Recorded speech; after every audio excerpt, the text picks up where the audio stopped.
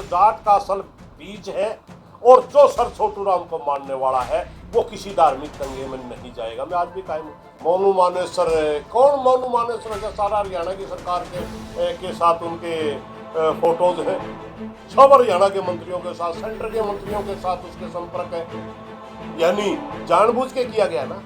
और पत्थरबाजी वो जो कर रहे थे ना लड़के, वो ये भी पूछ रहे थे हमारा बहनोई कहाँ है, वो ये भी पूछ रहे थे। भारतीय जनता पार्टी इलेक्शन लाखों में राजनीति करने वाली पार्टी, ये कुछ भी कर सकती है। अब जब भी भारतीय जनता पार्टी या नरेंद्र मोदी जी दबाव में आते हैं, उससे तुरंत बाद वो उसी तरह सांप्रदायिक दंगों का सहारा लेकर के जनता के अपने आवाज को या जनता के सवालों को मोड़ने की कोशिश करते हैं। क्योंकि आज नरेंद्र मोदी जी के पास कोई जवाब नहीं था। ये जो घटना हुई, मैं इसका बताऊं, इस घटना का मकसद भी पूरे देश की जनता का ध्यान डाइवर्ट करना था। क्योंकि हाँ मैं बता रहा हूँ ना, मैं आ रहा हूँ आपके सवाल से पहले ही वहां जा रहा हूँ। ध्यान डाइवर्ट किस चीज से करना था? 8, 9, 10 तारीख को विपक्ष द्वारा मणिपुर को लेकर के अविश्वास प्रस्ताव लेके आ रही थी सेंटर में, वो डेट फाइनल कर रखी थी लोकसभा में। वहां मणिपुर के अंदर हमारा देश इतना शर्मसार हुआ है कि वहां हमारी लड़कियों को नंगा घुमाया गया है। बहुत बड़ी घटना हो, पूरी दुनिया के अंदर हमारा देश का कोई भी सभ्य नागरिक आंख नहीं मिला पा रहा, इतना शर्मसार हुआ देश उससे।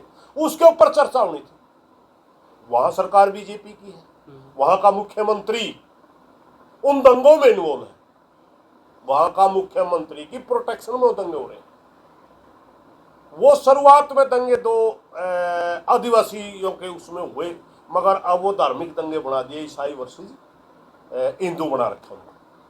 तो इससे इन चीजों को, क्योंकि 300 से ज्यादा चर्चें तोड़ दी गई, 5-10 जो ऊपर के पहाड़ियों पे मंदिर थे उनको भी डैमेज नुकसान वहाँ के मुख्यमंत्री ने तो ये भी बयान दिया है कि ये जो लड़कियों का बलात्कार है ये तो आम बात है, वहाँ पे हो रही है। उसने ये नहीं कहा पहले आम बात थी, अब आम बात। अभी उसने कहा एक वीडियो आई, एक सैकड़ों घटना हो रही है नंगी घुमाना, कि ये जायज है ये बयान देना मुख्यमंत्री? जायज कहा, उनसे सच्चाई निकल गई मेरे भाई। वहां कानून नाम का राज ही नहीं है, वहां बिल्कुल जंगल राज हो रहा है।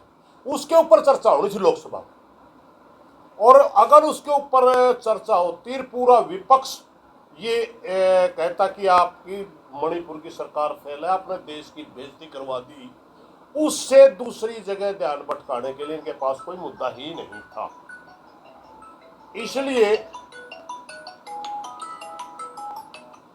इसलिए उन्होंने इस दंगे को प्लान किया। नूह में बात दंगे को, हाँ, इसलिए प्लान मणिपुर को डाइवर्ट करने की। 2 चीजें थी इसके अंदर, आप देख नहीं पा रहे उसको, क्योंकि जो शुरुआत में बयान आया तो कांग्रेस का विधायककार है, वो ये साबित करना चाहते हैं, देखिए कांग्रेस पार्टी जो है वो मुस्लिम तुष्टीकरण की पार्टी। कांग्रेस का विधायक विधानसभा में कैसे बयान दे रहा आप देखिए। और बीजेपी जो है वो हिंदू पक्ष की पार्टी, जो आपने कहा था, ये दिखाने के लिए ही ये सारी भड़काऊ वीडियो डलवाई गई। लेकिन लोगों का सर कहना ये है कि ये तो हिंदुओं की जो यात्रा थी, ब्रिजमंडल यात्रा थी, इसमें महिलाएं भी थे, बच्चे भी थे, उन्होंने तो धमकी, उन्होंने तो वीडियो नहीं डाले थे, पर उन पे भी क्यों पथराव किया गया? क्योंकि उकसाने वाले कभी सामने आते ही नहीं, उनके ऊपर उकसाव ये किया गया। वो पत्थरबाजी वो जो कर रहे थे ना लड़के, वो ये भी पूछ रहे थे हमारा बहनोई कहाँ है, वो ये भी पूछ रहे थे। इन लोगों को दोनों तरफ से उनको उकसा दिया गया, इनको आगे भेज दिया गया, और जो प्लांटेड दंगा करवाने वाले थे वो वहां थे ही नहीं। ये पिटने वाले हैं ना जो, ये सब आम बच्चे, बिल्कुल गरीब घरों के बच्चे हैं, और इनको धोखे में डाल करके तथाकथित गोरक्षक, ये वीएचपी वाले और ये बजरंग दल वाले, इन सब ने इनके साथ गेम खेला है। बहुत मतलब गलत घटना करवाई इन लोगों ने। अब आम आदमी अगर वो खुद होते तो वो जाते ही नहीं, उनको तो पता था क्या होना, उकसाने थे। अब मैं आपको जो बात बता रहा था ये नैरेटिव सेट करने के लिए लोकसभा में ध्यान भटकाने के लिए सारा खेल खेला गया। हमारे 6 आदमियों को मरवा दिया गया। भारतीय जनता पार्टी अविश्वास प्रस्ताव से ध्यान भटकाने के लिए सारा खेल कर रचा गया और इसलिए आप बिट्टू बजरंगी की बात कर रहे थे, हमने मांग करी थी मौन मानेसर भी अंदर होना चाहिए, अकेला बिट्टू बजरंगी नहीं, क्योंकि ये मात्र 302 का उसका पहले वाले कांड का दोषी नहीं है, हमारे हरियाणा जलाने का भी दोषी। और बहुत से साथियों ने ऑब्जेक्शन किया कि विधानसभा के अंदर बोलने के शब्द के ऊपर एफआईआर नहीं होती। एफआईआर नहीं होती, मगर मोहम्मद खान के बयान की वजह से जो नौजवानों में मैसेज गया वो बहुत गलत मैसेज गया, उनको भी जांच के दायरे में लाना चाहिए। ये तीनों आदमियों के ऊपर जब तक कार्रवाई नहीं होगी, मैं नहीं समझता कि ये कार्रवाई निष्पक्ष है। लेकिन मोनू मानेसर तो अब भी इंटरव्यू दे रहा है मीडिया को और अभी तक उसकी कोई गिरफ्तारी यही तो संकेत है कि ये प्लांटेड मामला है सारा। मोनू मानेसर कौन? मोनू मानेसर क्या सारा हरियाणा की सरकार के साथ उनके फोटोज हैं, सब हरियाणा के मंत्रियों के साथ, सेंटर के मंत्रियों के साथ उसके संपर्क है, यानी जानबूझ के किया गया ना। जब सबको पता है, देखिए मैं कोई यहाँ से गलत बयान देता हूँ और उस बयान की वजह से कहीं विवाद खड़ा हो जाता है, मैं जिम्मेवार हूँ या कोई और है। इसलिए इसने जब ये कहा, अग्रेसिवता तब आई, इसने जब ये कहा कि मैं आ रहा हूँ उस यात्रा में, ये बयान आपत्तिजनक।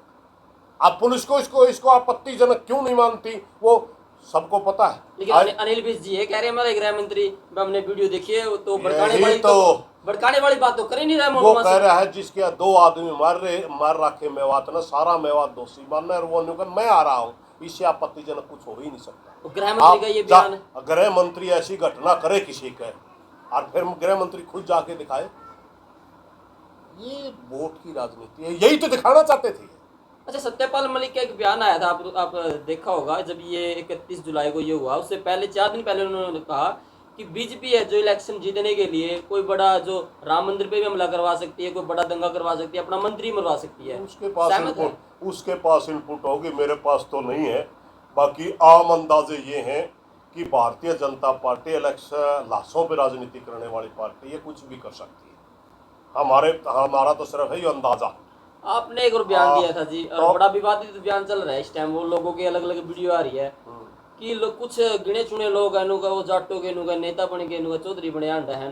हम तो बजरंग चौधरी हैं, 2 बार अपना भाई चरण चौधरी चुनने खापोंगे, जो कहता है जिस बयान के ऊपर, या तो बयान बता मेरे को, कौन सा बयान को पता आपने कहा था भाई वो कोई जाट का बीज नहीं होगा जो इनमें। हाँ, ये कहा था और आज भी क्या कहा था सर आपने? आज भी उस बयान पे कायम हूँ।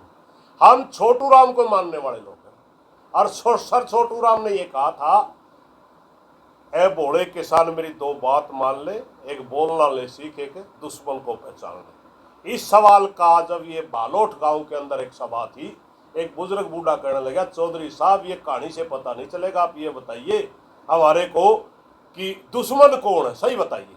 तो उन्होंने कहा था, तेरा दुश्मन वो है जो तेरे को जाति और धर्म में बांटता हो, बांट करके तेरी ताकत कमजोर करता है, क्योंकि किसान की डेफिनेशन खेती करने वाला होता है, के ऊपर जो धरता है उसका नाम किसान है, जाति और धर्म से मतलब नहीं है। हमने साफ कहा था, और जो तेरे को मंडी में तेरा अनाज ले जाने के बाद लूटता है वो तेरा दुश्मन है। इन दोनों की परिभाषा ये कही थी सर छोटू राम ने, मंडी और फंडी तेरा सबसे बड़ा दुश्मन है। मैंने ये कहा था कि जो जाट का असल बीज है और जो सर छोटू राम को मानने वाला है वो किसी धार्मिक दंगे में नहीं जाएगा। मैं आज भी कायम हूँ, ये मैंने नहीं कहा, छोटू राम ने कहा। छोटू राम भी जो जाटा का नेता नहीं, तो हमने क्या लेना। लेकिन सर